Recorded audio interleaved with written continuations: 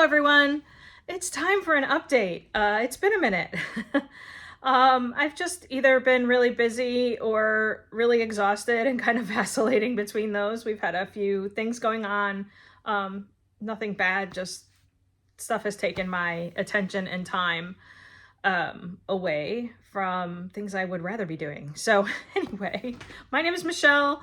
I started this channel to keep my friends and family updated with my journey, and it's kind of turned into a place where I can just document my journey with stage 3 metastatic triple negative breast cancer and adrenal insufficiency, which I developed as a side effect of Keytruda. So that's what this update's going to be about, cancer and health in general update. So again, this is my hair growth, 10 and a half months out of my last IV chemo. So it's about 4 or 5 inches on the side. It's about maybe 2 or 3 inches on the top. It's shorter on the top than it is on the sides and in the back. Can't really do much with it. It's straight. It's not coming in curly. There's a little bit of a wave to it. I'm hoping that that stays, and it kind of just grows back the way it was before because I loved my hair. But that's it. I still wear the do-rag if it's really messy. It tends to stick up back here, like straight up in the air. Like it kind of comes up from the back and like sticks up like that. So, that's fun. I look like anger from inside out when I wake up in the morning. So just tells everybody to stay away from me until I've had coffee. Update. So let's see. The main update is I did have my second surgery, which was on the right side. It was a reconstructive surgery, or reconstructive breast reduction, so that I have some symmetry. It is healing. I had that surgery October 20th, about 3 weeks ago, a little less than 3 weeks ago. It is healing, but it's healing really slowly. So I still actually need to keep a pad on it. I need to use, they gave me some Bactroban ointment to put along the scar. The surgeon says that it looks like maybe I may have had a reaction to the internal sutures, and that's why it's just not quite closing as quickly as it normally would. She said it is healing, it's just not healing. It's just taking a little bit longer. There is still some swelling, and there is still some pain in certain areas. The main area where I have pain is actually where the port was. So she took the port out when she did the breast reduction, but she did not make a second incision here. So there's all of the tissue from the breast up to that spot was disturbed. So there's some swelling there. I mean, it doesn't hurt terribly. I'm not on any pain pills anymore. I did take some pain medicine the first few nights to sleep, and then I was just she had me on Tylenol. Tylenol causes headaches for me, so I take the Tylenol in the morning and at night so that I could sleep, but then I would end up during the day just having this headache. So as of this week, I haven't taken anything at all, no anti-inflammatories or anything. And it's healing. It's just healing slowly. So that's the surgery update. I have completed a total of 3.5 cycles of Zeloda. So if you've been following along, you know that I started oral chemo because I did not have a pathological complete response to chemo. So when I had my first breast surgery in January, the pathology showed that I still had residual cancer cells in 3 out of 9 lymph nodes that were removed. And so because of that, we started Zeloda, or capecitabine, oral chemotherapy, and I had a lot of side effects. So it was supposed to be 8 cycles in 6 months. It has been 6 months, and I've done 3.5 cycles because I'll do a week. Initially it was 2 weeks on, 1 week off. Then we went to 1 week on, 1 week off. Then we went to a lower dose, 1 week on, 1 week off. And the side effects were a little bit different every time. And there was no particular side effect that was really, really horrible.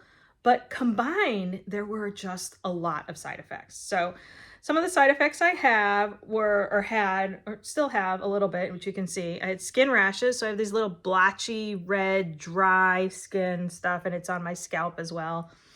And I had that on my back, on my stomach, like different parts of my body. So that was annoying. And the skin was would slough up. Like my lips get really, really dry and they crack, and I had cracks in my fingertips. I had cracks in my feet, which they say is the hand and foot syndrome. I'd have burning on my fingertips and on the bottom, on the soles of my feet. Headaches. I would get migraines, usually right in the middle of the cycle. I'd have a day or 2 or 3 of headaches or migraine headache, or I would have it like all week. I would have a headache every single day when I woke up, or it would turn into a migraine sometimes, not always, but sometimes. And I don't really get headaches that often or migraines anymore, especially if I eat clean. And so again, if you've followed my channel, you know that I was, before I found the cancer, I had resolved a lot of health issues that I had had for years and years with a carnivore diet. And I do believe that I got through the first part of chemo with just sailed through it with not too many side effects and not too much of a problem other than some fatigue because of the carnivore diet. But then when I had the adrenal crisis, I went off of the carnivore diet. So now if I eat clean, and I haven't been strict because the Zeloda does cause these side effects. So I feel like until I'm done with chemo, I can't really move on and focus on healing again because I will be really exhausted. I won't maybe cook for myself, and it's just easier to just sometimes eat something that maybe it's not carnivore. I do try and stay clean with no processed foods. I try and really minimize having food cooked in seed oils or anything like that. But and so headaches have not been a problem and aren't a problem as long as I'm not eating foods that cause inflammation. So we'll get to that. So headaches, blurry vision, intermittent. So I would have intermittently blurry vision in only my right eye, and it would be really blurry, like not being able to make out any detail at all in my right eye. And that starts to come up again about halfway through the week of Zeloda. And it comes and goes. It's not every day, but when it happens, it's like, it doesn't matter. Glasses, no glasses, cannot read, up close, far away, nothing. It's really blurry. They did a brain MRI because of that side effect, and there was nothing found on the brain MRI. So they just said it was an anomaly, but it definitely seems to be correlated to taking Zeloda. Nausea, diarrhea, cramping. I haven't vomited, but I did have some, either some stomach cramping, really gassy, and that could be related to what I'm eating too. I do keep track. I just haven't really kind of gone back. I know that I feel my best when I'm eating a clean carnivore diet. And I know that I haven't been eating a clean carnivore diet consistently. So some of the cramping and stuff I can chalk up to that, but it's definitely worse on the Zeloda. There is nausea probably every day. Not bad enough to take something for it because the nausea medicine actually causes constipation, which I would rather not have. I'd rather just be a little nauseous. So kind of like is the same feeling as when I was pregnant, where I was just nauseous all the time and every smell bothers me and that kind of stuff. So that is a side effect. Shortness of breath and air hunger. So feeling like I cannot get a full deep breath. That is definitely persistent on Zeloda for the last 2 or 3 cycles, 3 cycles actually. That was an issue. And if you have followed along, you know that I landed in the ER on vacation over the summer. I've had 2 cycles or 2 weeks of Zeloda since then. I finished that cycle and then started another one. And I had that same sensation, like It's a deep breath, but it doesn't feel like it's quite satisfying. A little bit of wheezing sometimes if I exert myself at all and then sit down and I'm breathing, I can hear like a little stridor, that kind of wheezing or that high-pitched whistle. So that is a side effect of the Zeloda that is better when I'm not taking it. I already mentioned the feet and the fingertips burning. My urine will burn, and I don't mean like it burns to urinate. I mean that the urine itself burns the skin. So like around that area gets a burn on it. So that's fun. Reflux is definitely increased, insomnia, and then fatigue and exhaustion. The insomnia is made better by taking additional steroids at bedtime. So a 2.5 milligrams of hydrocortisone at bedtime will help me sleep.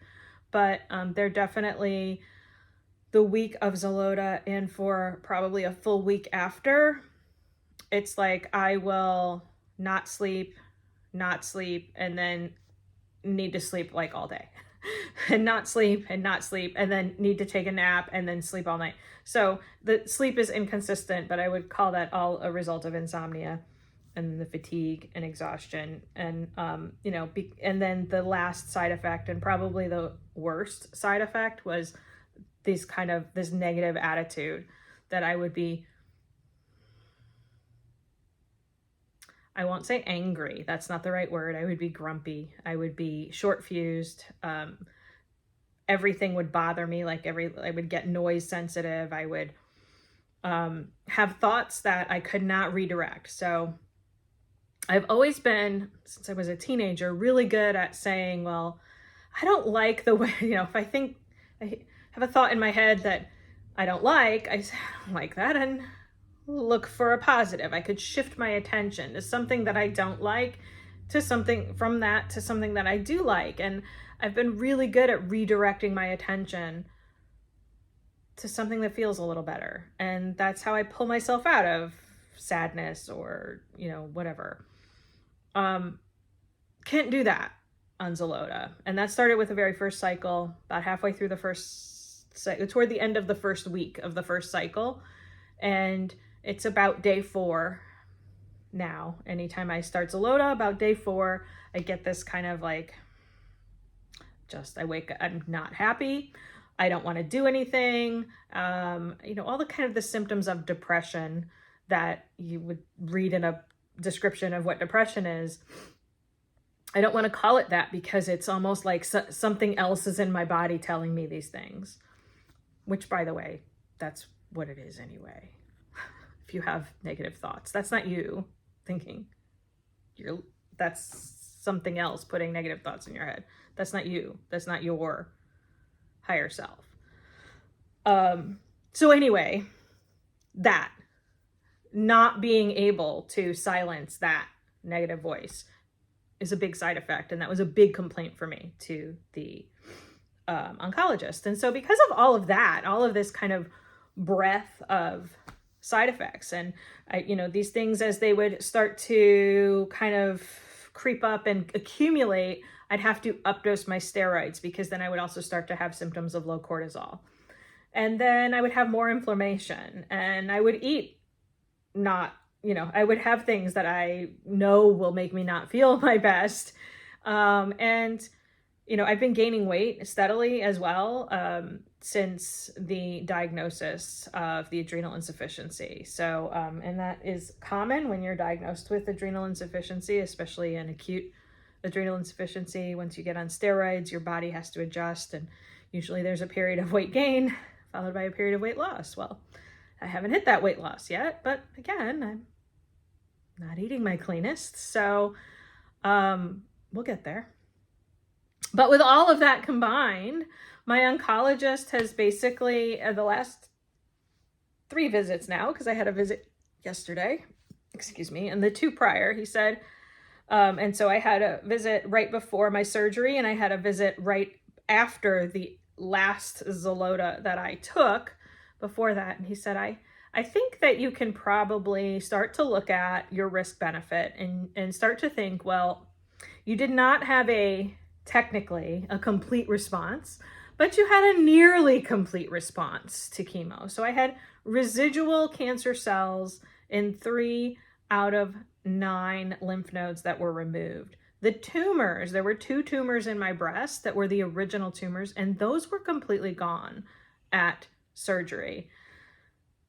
So it was an almost complete response. And then after that, I had radiation, and I did have 3.5 cycles of the Zeloda. And he said, maybe now these side effects are so burdensome on my quality of life that I could say, well, I'm done. And so yesterday, that's what I did. I am done with chemo, at least for now. I could always change my mind. You know, the scary thing here is if it comes back, I didn't do all of the things that they told me I should do. But we all agree, myself, my doctor, and my husband, that it's probably much more beneficial to my body being able to fight off cancer for me to get myself back to the state of health that I was at the beginning of this fight, because I really feel so far from there. You know, they don't tell you that. They don't tell you that you're going to gain weight during breast cancer treatment. But everyone I talk to has gained weight during, like everyone that I know personally that I've talked to gained weight during cancer treatment. And I'm ready to be done with the cancer treatment.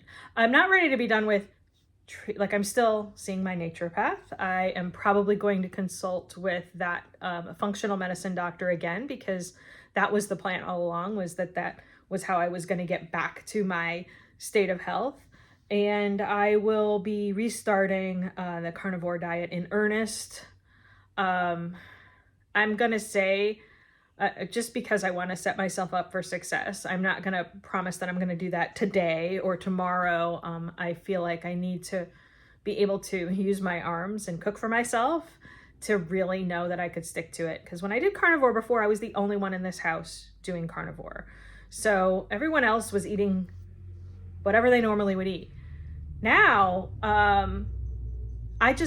there are days where I'm not supposed to lift things that are heavy. I'm not supposed to lift my arms over my head, either one. This one still has lymphedema, and this one is the surgery. And if I reach above my head, it pulls on that scar that is not fully healed. So she told me not to do that. Don't reach over your head. So I can't lift over my head. I can't lift anything more than 5 pounds at this point. At least I'm not supposed to. So I just feel like it's setting myself up for failure if I start and stop and start and stop. I'm going to get through, I'm going to be healed. I'm going to get some more physical therapy, and I'm fighting with the insurance company to get some more physical therapy because I do still have lymphedema, which you can't, it's not really all that apparent. It is better. It's improved. You can probably see that. Yeah, you can see my knuckles defined there, and not so much just this one on this. Otherwise it's kind of swollen.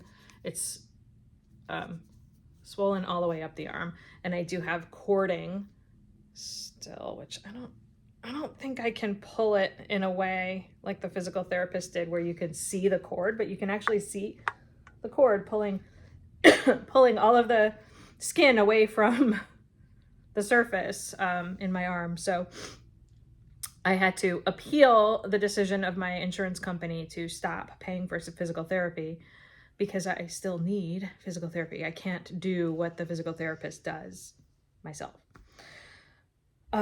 So that's the update. Surgery is complete now. Once this heals and the swelling goes down, I should match, which is nice. I am done with oral chemo. I am going for blood work that the naturopath is sending me for this week to kind of test all of my micronutrients to see if I'm deficient in anything and where we can support my body to kind of come back to normal. My blood work, my liver enzymes were a little elevated the last few appointments, so I want to support my liver. I want to do some detoxing. and then getting back to the carnivore, ketovore space is, I know I'm just going to feel so much better, and then be able to get some more movement in, because I really have had zero energy and I haven't really just done anything. Because if I do and I overexert myself, then I need to take more steroids, and I just kind of get into this vicious cycle, and I need to get out of that cycle. So that's where we're at right now. Yeah. So, where are we at? 20 minutes. Ooh, okay. Well, that's good. So I do have some more videos that I'm planning to do, that I have the ideas written down, and I just haven't had time to shoot it and then edit it if it needs any editing. But those will be coming soon, and I hope to at least do, you know, a 5 or 10 minute update every week or two if I can, to at least kind of keep you posted on getting back to me, finding myself again. You know, the channel's a refined me, right? So refining me back to me. And I know it's not going to be the same as it was before. Like, life is just never going to be the same, but I am looking forward to the next chapter, closing this one and going on to the next one. Okay, so I will talk to you soon. Have a great weekend, everybody.